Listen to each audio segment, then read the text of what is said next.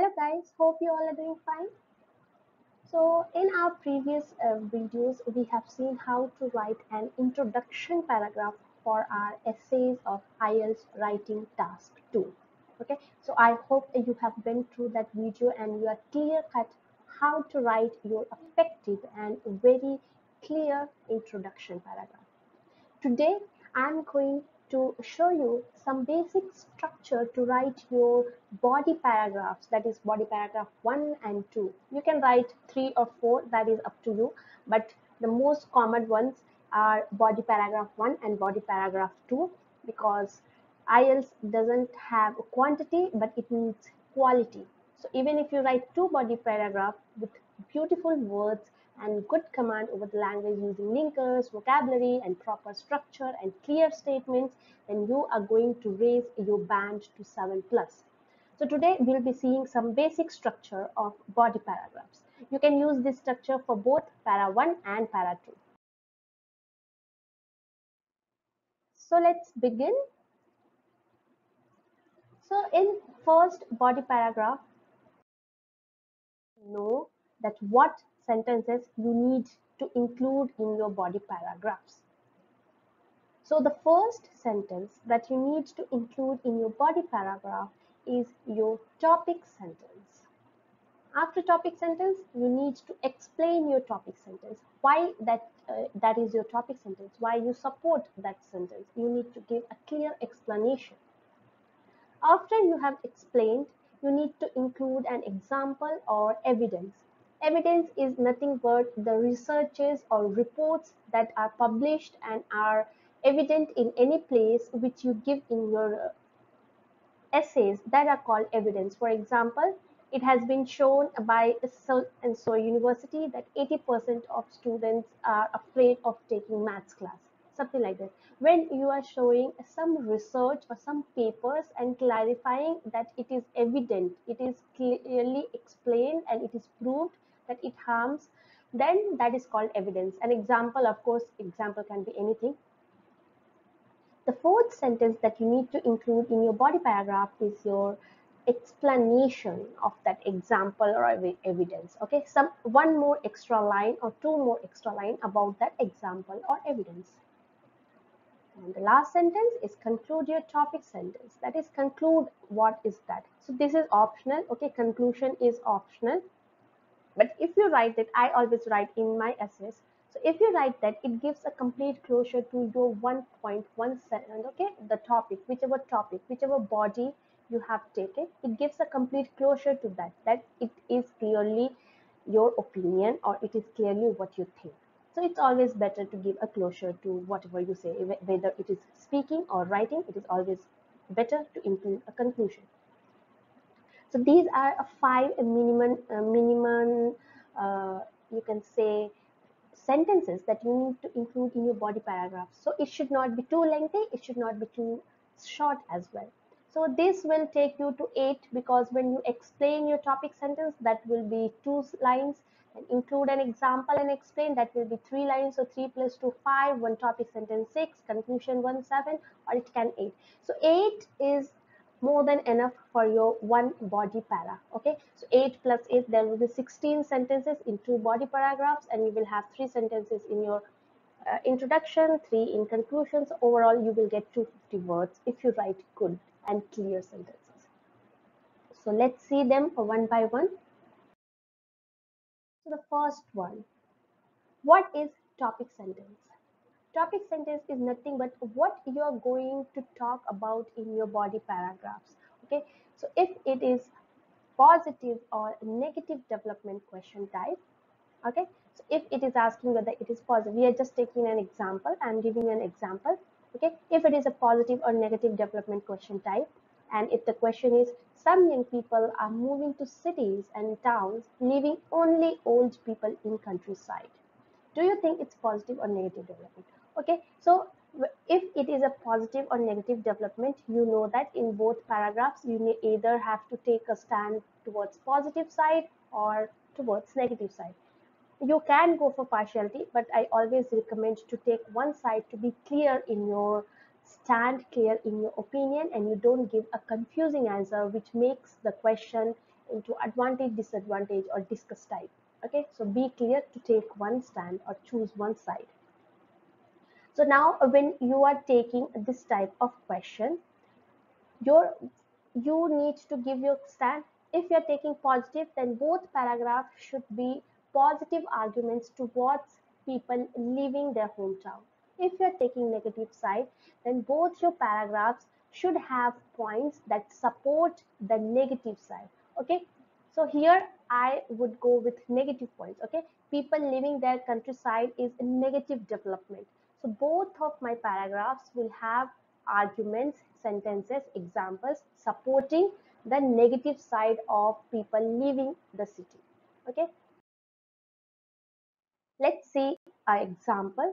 Okay, so if you see at the example, you can see here I have written to begin with. Okay, so these are nothing but they are called, okay, transitional words, or you can say cohesive devices.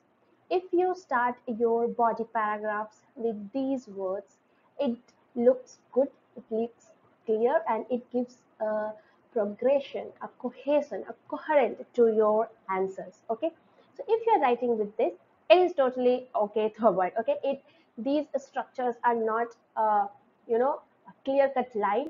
These are just to help you build a good structured and clear sentences and essays. Okay, so you can write in your way as well, but this has been used and it has given band 9 to me and to many other students.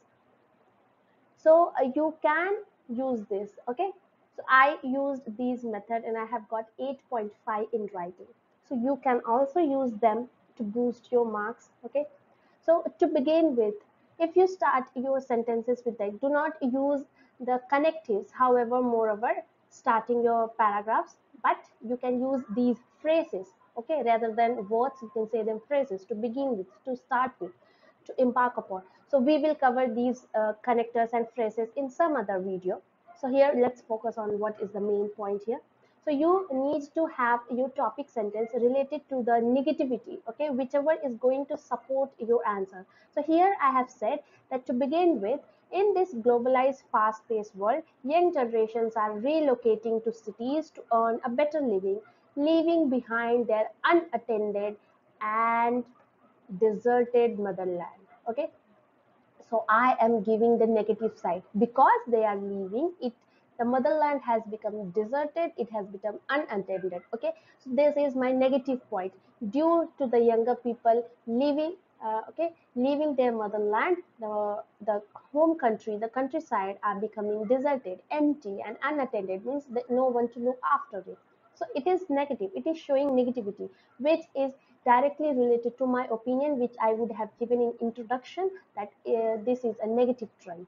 Okay, another example, if you look, to start with. So again, here is one more transitional phrase. To start with, countryside is losing. Okay, countryside is losing its productive population in today's modernized world as youths are shifting to urban areas for better life. So you can see that I am paraphrasing the question in a way. Okay, so the question was, young people are moving. So do you think it's positive or negative? So in a way, I am paraphrasing the question. Okay, young generations are relocating, youths are shifting from urban areas. So I am paraphrasing the question, the question prompt, and I am including something that is saying that it is negative. The moment the question, I am paraphrasing and saying that it is a negative trend. Okay, so basically your topic sentence will be a form of paraphrased question prompt with your opinion saying whether it is negative or positive. Okay, so I am going for negative, so you can say like this. If you are positive, then you can say, to start with, countryside countryside is becoming lively and retaining its beauty because youths are shifting to urban areas for better lifestyle, something like that. Okay, though it is not morally good, I know, but just to give you an example, I'm saying this. It is not good to leave your motherland, of course, but just to have a understanding of the question. Okay, so if you are going with positive, paraphrase the question in a way that is giving the same meaning, but add your opinion with it, whether it is positive or negative. Okay, and use these transitional words to make it more clear and effective. Okay,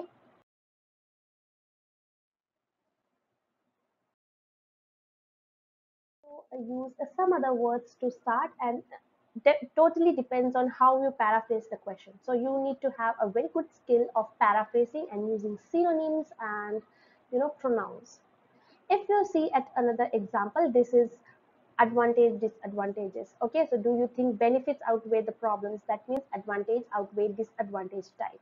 Okay, so here when you have advantage disadvantage type, you know that in body paragraph 1 you need to list the advantages, in body paragraph 2 you need to discuss the disadvantages, and then in intro and in your conclusion you need to include the opinion, whether you think positives are more or negatives are more. Okay, so in all advantage disadvantage question types, you need to discuss both advantages and disadvantages. So be clear on this, because many of you get confused. You either go with advantages or you either go with disadvantages, just like agree disagree. So they are totally different. In all advantage disadvantage question type, you need to discuss both, and if it has asked for your opinion, then give your opinion in intro and conclusion only, not in body paragraphs. Okay, so moving ahead for the topic sentence, if you are saying that some people support to invent a new language that can be used by people all over the world for international communication. So the question is saying that people support the international language for that can be used for everyone. Okay, the global language. Actually, it is saying that there should be one global language for communication. So do you think having a global language is beneficial or it has drawbacks? So your first sentence of the paragraph will be something, either giving the first, it will give the benefit, as you are going to say both advantages and disadvantages. So in body paragraph 1 you will cover the benefits, in paragraph 2 you will cover the drawbacks. So your topic sentence must say that you are going to talk about benefits and you are going to talk about drawbacks. So here, if you see, I have said to begin with, there are copious positives. So when I write these copious positives, it is clear that this paragraph is going to talk about the positive side, the benefits, the advantages of having new dialect. Okay. To start with, formatting a new vernacular for overseas communication can have many benefits in this globalized world. Okay, so again, benefits. So it shows that I'm going to talk about the positive side. If I write drawbacks, okay, if I write drawbacks, okay, so to start with, formatting a new vernacular for overseas communication can have many drawbacks in this globalized world. So this shows that I am going to talk about the negative side of having a global language. Okay, so it's just about wordings, playing with words in a very precise manner. Okay, so whether you are writing advantages first or disadvantages first, that is not an issue. Okay, you can write either way, but making the topic sentence clear that it is going to talk about positives or negatives should be clear. So here you can again see I have in a way paraphrase the question. Okay, copious of a new dialect in international communication. So I have paraphrased the question. Formatting a new vernacular for overseas communication can have benefits in globalized world. So again paraphrasing. So basically your topic sentence should be a paraphrased version of the question prompt along with your opinion if it has asked, or whatever you are going to talk about in that paragraph, you need to include those words. So this was about topic sentence. After topic sentence, now you need to have a clear judgment, or you need to support your topic sentence. Why you think it is positive? Why you think it is beneficial to have a global language? Why you think it is a negative effect of having a global language? So now explain that in two sentences. Okay, maximum two, that or else it becomes too lengthy and you run out of words. So to keep your word count in proper place and also not to lose your lexical resources, it is better to go with two sentences. Okay, So you can say like this. So again, these are now these firstly. So firstly, that you are going to talk, as we said that we are going to talk about the benefits. So first benefit is a new vernacular will facilitate the mutual understanding among individuals from different parts of the world. So it will give a understanding between different type of people from different world parts. Okay, so firstly, secondly, these words give a clarity. These words give a coherence to your paragraph. So using them is very essential, and I always give emphasis on these transitional words either in writing or in speaking. So give these words, these little words gives a clarity, better understanding of what you are trying to tell. So use them. So this is the way to include your first point. So when you say benefit, this is your first point. This is your first benefit, that it gives mutual understanding. Okay, you can use firstly, secondly, first and foremost benefit can be, okay, first and foremost essential benefit can be a new vernacular will facilitate, something like that. To start with, a new vernacular will facilitate. So use some good transitional words. You have, after you have included your first sentence, topic sentence, and then took the first point or first explanation, now explain that. Okay, explain that in one more sentence. And if you don't know how to explain that, go for the examples and the evidence. Okay, so you can always say that examples are your best friend in your IELTS writing and speaking, because whenever you run out of ideas and don't know how to phrase a sentence or put the philosophical sentences, you always go with your best friend example, because examples come to us very easily, and it is very easy to explain the examples because it is our own thinking. So you can always go with examples if you don't know how to elaborate your answers, be it speaking or writing. So let's talk here about writing. So I am explaining, okay, with a new language, people living in the East can easily understand works of art and literature of Europe and South America, which is a challenging task if English is their second language. Okay, so I said that it creates mutual understanding. Now I am explaining it more because I have words, I have ideas, so I am explaining in one more sentence that by having a new language, a global language, that even if they are from different parts, they can understand the art forms, they can understand the literature because they have the same language. If it was not that, it may not be possible and the meaning would not be understood better. So I can explain that in this way. And if you don't have this, okay, just go for the example. Okay, you don't have this, then just you can directly run to this place. Okay, for instance. Okay, for instance means example. Whenever you are including an example in your writing task, use for instance to illustrate, to exemplify. Okay, use these words. So I have it. You can I have explained one more line. Moreover, the international economical growth will be boosted by tourism industry. So this is my second benefit. Okay, this is my second benefit. I have given first benefit, I have explained first benefit. I don't have any example for it, so I'm going for the second one. Moreover, tourism industry. So the second benefit is tourism industry. I don't know how to explain this more philosophically, so I am just jumping to the example. So I have given the example. Okay. So if you have philosophical sentences, go with it. Leave the example. If you don't know how to elaborate it, then include an example. If you have both, then well and good. Just put it both. Okay, and be clear what the question is asking. If the question has asked for advantage and disadvantage, then one will be enough. But if it has asked for advantages and disadvantages, plural, then you need to give at least two. So read the question carefully. Okay, so this is after topic sentence, explain the topic sentence. Okay, or give your points, your supportive arguments, explain your supporting arguments. If you don't know how to explain it, then just go for the examples. Moving ahead, okay, is the same.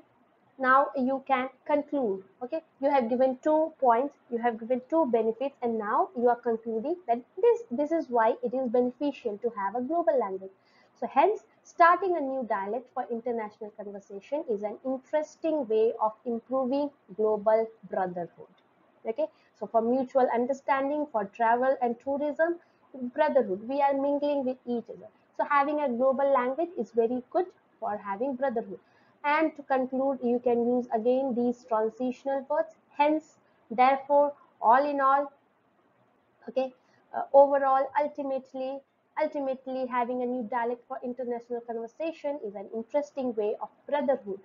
Okay, all in all, having an international conversation is an interesting way of improving global brotherhood. In short, having an international conversation is an interesting way of improving global brotherhood. In a word, to have an international conversation is to improve brotherhood, something like this. Okay, so all these words you can use to conclude your paragraphs, whether body paragraph 1 or body paragraph 2. Okay, so I hope this was in which you need to construct your body para 1 and body para 2 of writing task 2 essays of IELTS. Let's see again what are the sentences.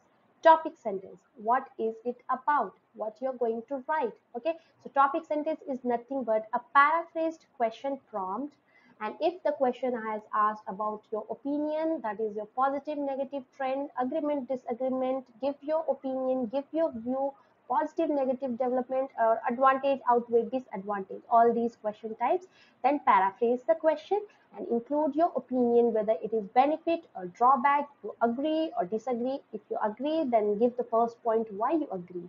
If you disagree, then give the first point why you disagree. And then after giving the first topic, first benefit, explain that benefit, explain, justify that answer, why you think global language should be given. Okay, justify that. So if it is better for brotherhood, how it helps in brotherhood, by having mutual understanding, by understanding the feelings, the emotions, the arts, the etc. Okay, so explain your topic sentence in one or two sentences. If you don't know how to explain your topic sentence, no issues, just jump to example or evidence.